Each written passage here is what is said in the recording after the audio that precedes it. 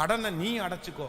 இந்த ஜெபத்தில் இருக்கிற யாராவது ஒருவர் நீங்கள் அப்படி இருப்பீர்களேயானால் கர்த்தர் உங்களை பார்த்து பேசுறாரு.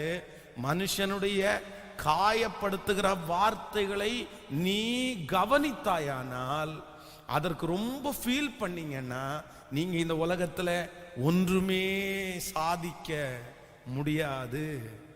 ஆமேன் சொல்லுங்கள். இந்த பலிபீடத்துல நான் நிக்கிறேன் அப்படின்னா, இந்த ஊழியத்தை நாங்கள் செய்கிறோம் அப்படின்னு சொன்னா சும்மா வரல.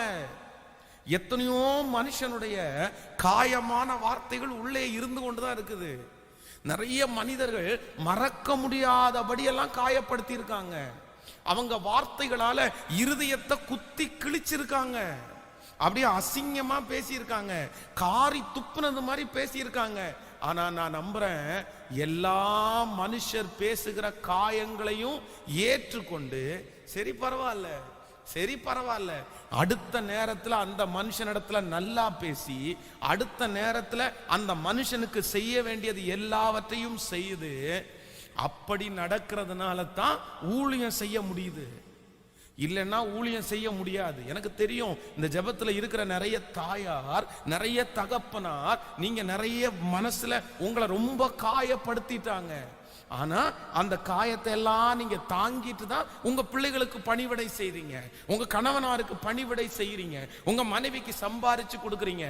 நீங்க மட்டும் அந்த காயமான வார்த்தைகளை மனசுல வச்சிருந்தா நீங்க இந்த வீட்டுல இருக்க மாட்டீங்க, அந்த குடும்பத்துல நீங்க இருக்க மாட்டீங்க. அது தெரியும். அப்போ இன்னைக்கு வருகிற ஒவ்வொரு சன்னதிக்கும் ஆண்டவர் பேசுறாரு. ரொம்ப முக்கியம் என்ன அப்படின்னா, மனுஷனை குறித்து நீங்க எதுல ரொம்ப கவனமா இருக்கணும் அப்படின்னா, அவர்கள் காயப்படுத்தும் போது அந்த காயம் உங்களை அழிச்சிடக்கூடாது. அதுல நம்ம எப்படி இருக்கணும் அப்படின்னா, கவனமா இருக்கணும். ஆமேன்னு சொல்லுங்கள்.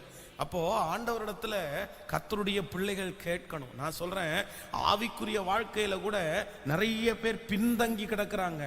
ஆவிக்குரிய வாழ்க்கையில ஒரு நாள் ஆண்டவருக்காக வாழ்ந்தவர்கள் இன்றைக்கு எல்லா கிருபையும் இழந்து கிடக்குறாங்க.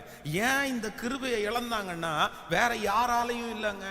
பாஸ்டர் பேசின ஒரு வார்த்தை, சர்ச்சினுடைய அந்த மூப்பர் பேசின ஒரு வார்த்தை, அந்த ரட்சிப்புக்குள்ள நடத்தின அந்த மனுஷன் பேசின ஒரு வார்த்தை, அந்த வார்த்தையை மனசுல கேட்டு இவங்க போய் இப்படி காயப்படுத்திட்டாங்களே, என் பாஸ்டரே என்ன காயப்படுத்திட்டாரு, என்ன ரட்சிப்புக்குள்ள நடத்தின இவரே என்ன காயப்படுத்தினாரே அப்படின்னு இன்னைக்கு ஆவிக்குரிய வாழ்க்கையிலே பின்தங்கி கிடக்கிற எத்தனை பேர் இருக்கிறாங்க தெரியுமா?